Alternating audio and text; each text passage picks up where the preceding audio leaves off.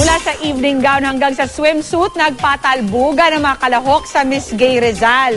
Pero ang isa sa mga highlight ng pageant ay nang haranahin sila ng kapuso star na si Alden Richards. Nagbabalik si Lar Santiago. Pabunggahan sa kanilang festival costumes ang 28 kalahok sa Miss Gay Rizal. Patalbugan sa kulay at maging sa laki ng kanilang costumes.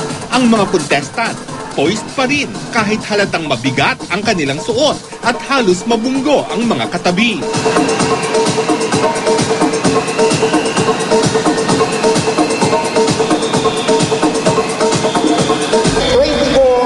Pwedeng mapagkamalang mga tunay na babae ang mga kalahok sa pagrampa nila sa swimsuit portions.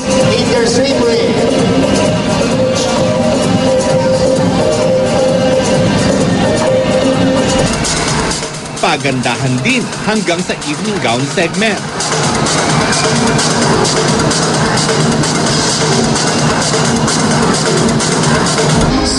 Lalong nabuhay ang gabi nang haranahin ni Alden Richards ang mga contestant.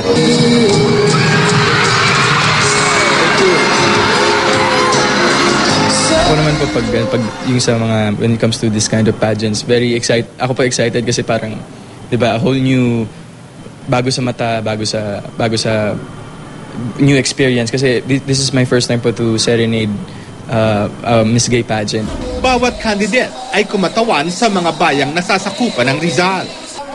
Sa huli, itinanghal na panalo ang kalahok mula sa bayan ng Taytay na si Jory Del Mercado. Ito ang unang pagkakataong ginawa ang ganitong patimpalak sa probinsya.